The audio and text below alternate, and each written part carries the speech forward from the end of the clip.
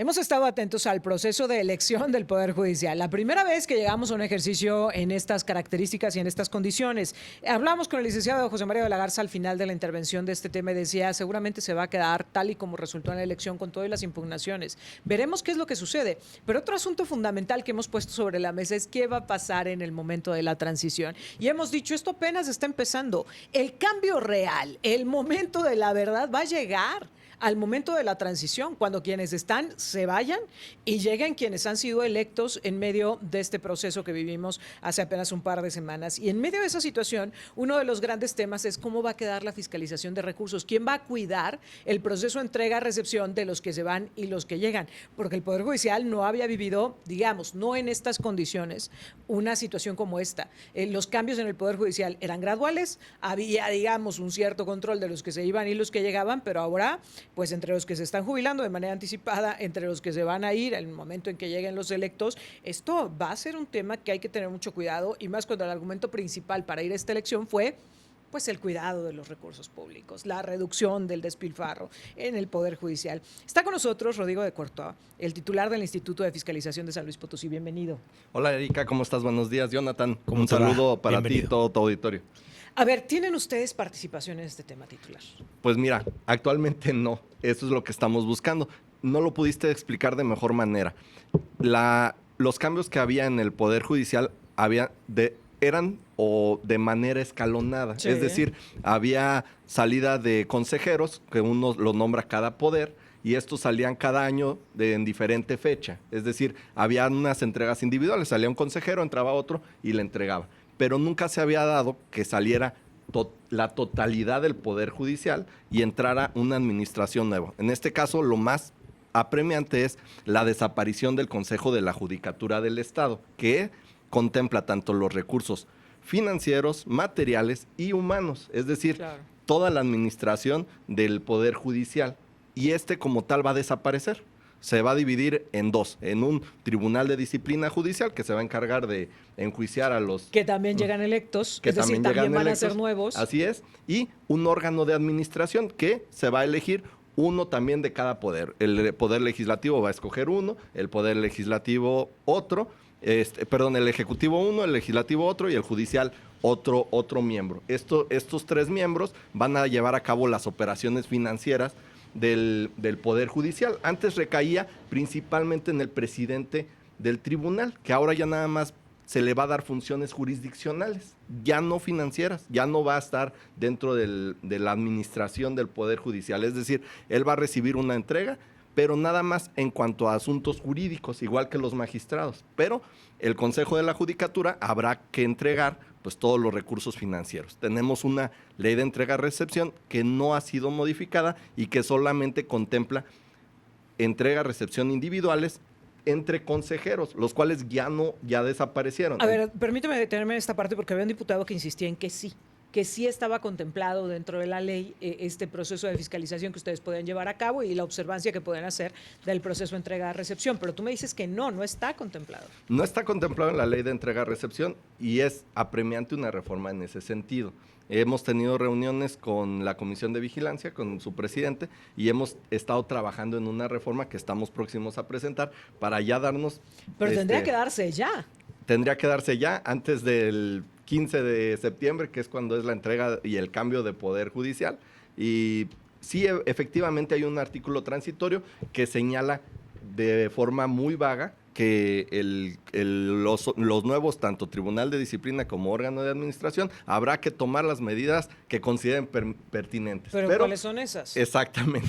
En materia de responsabilidad administrativa, no podemos ser ambiguos en ninguna forma, porque Claro. el día de mañana que falten recursos, el que llegue va a decir, oye, ¿cómo voy a reclamarle al que salió si la ley de entrega-recepción no me da las herramientas? Es decir, voy a trabajar con la Contraloría Interna del Poder Judicial y no tiene las armas para sancionar a los Ahora, hay salientes. muchos factores adicionales que le van a meter todavía mayor complejidad a este proceso de entrega-recepción. Por ejemplo, el hecho de que hay que pensionar a quienes se van a jubilar de manera anticipada, pero hay que darles un dinero de manera inmediata y luego garantizar las pensiones. Hay que liquidar a quienes ya no van a trabajar en el Poder Judicial. hay que contratar a quienes van a entrar como parte de esta elección, pero además si vienen cambios por parte de quienes están llegando por voto, porque hay que decirlo, nos vendieron la idea y nos dijeron, estamos eligiendo al Poder Judicial, no a todos, porque elegimos a los jueces, por ejemplo, pero no a sus secretarios de acuerdo, no al resto de la estructura. Y si ellos llegan y deciden hacer un cambio en medio de esta transición, pues habrá que cumplir con los derechos laborales, ¿no? Y liquidar al que se va, contratar al que viene, y esto va a significar una bomba adicional, porque hoy lo que nos han dicho es que el Poder Judicial no tiene ese dinero. Pues efectivamente todos los organismos autónomos pues vamos al día, ¿no? Cada año presentamos el presupuesto, nos los van entregando, pero no se había contemplado un cambio de esta magnitud. A ver, espérame, pero es que esto es gravísimo, porque recuerdo que habías mencionado que también le van a entrar a fiscalizar los recursos porque estuvieron para esta elección del Poder Judicial, pero entonces no habría tampoco en lo estatal para garantizar a quienes no quisieron participar en la elección su jubilación, su retiro. Mira, los magistrados que salieron ya se contempló un plan de pagos. Ajá. Ya tuvo una reunión con el actual presidente del Poder Judicial y ellos ya digamos que su bolsa ya la han tenido ahorros porque se ha jubilado mucha gente y no han suplido estas plazas. Eso tiene también trabajando a marchas forzadas a pues, todos los integrantes del Poder Judicial. Tienen muchísimo trabajo, sin embargo, ha habido una buena administración en ese sentido y se tiene ahorita una bolsa para jubilar a todos los magistrados que ya no decidieron, ya no participaron o no quedaron, así es. Ahora, en caso de que no se dé la modificación por parte del Congreso del Estado a la norma, ¿hasta dónde podrán ustedes llegar y hasta dónde no? Pues nada más en términos de vigilancia, solamente, en lo que nos faculta la ley. Sin embargo, pues esperamos que este cambio sí se dé. Estamos sosteniendo reuniones para que esto ocurra, para que sí podamos tener intervención, para que el cambio se haga de forma integral, para que los recursos financieros no queden en el aire, porque así como está la ley, pues nada más el consejero va a decir, pues yo a quien le entrego no tengo un homónimo a quien entregarle, claro. ¿No? La ley no lo contempla. Entonces, sí se requiere, forzosamente sí o sí. ¿Qué recomiendas? Es decir, ¿en qué sentido tendría que darse esta modificación? Tiene que darse, uno, contemplar las nuevas figuras, que es el Tribunal de Disciplina Judicial, para que reciban todos los expedientes de sanciones administrativas que pudieran tener los integrantes del Poder Judicial. Y, por otra parte, contemplar al órgano de administración que va a recibir los recursos tanto materiales como humanos, como financieros, que es lo más importante, es decir, el dinero. Y quien tiene que hacer entrega de esto es el Consejo de la Judicatura a través de su presidente, que es el presidente también del Supremo Tribunal. ¿No es conveniente que se quede esto así? O sea, me queda claro que es urgente que haya una definición de esto, que quede claro, pero no corre el riesgo de que esto se quede así, en este abismo de que no hay nada claro. Eso es lo que tratamos de hacer que no ocurra, sí. Porque corremos ese riesgo precisamente, Jonathan, que quede en un abismo y donde los recursos financieros del Poder Judicial no haya certeza de los mismos. ¿Por qué? Porque no existe en la ley la figura del órgano de administración que va a llevar a cabo la administración de estos recursos financieros. Entonces, sí es apremiante y urgente que esta reforma ocurra y que esperemos se esté presentando en próximos días y que además se apruebe con suma puntualidad. Ahí le deberían de dar celeridad, ¿no? Así es. Nos están haciendo una pregunta y me parece muy interesante, pero que tiene que ver con lo nacional, y yo te quiero preguntar si esto sucede en lo local. Gran parte de los recursos que se habían dicho que se iban a destinar justamente para esta transición, decían que eran de estos fideicomisos que le sobraban al Poder Judicial y que de ahí iba a salir el dinero, y luego nos comentan, pues es que ni hemos visto ese dinero. Y yo te preguntaría, ¿a nivel local había algo similar?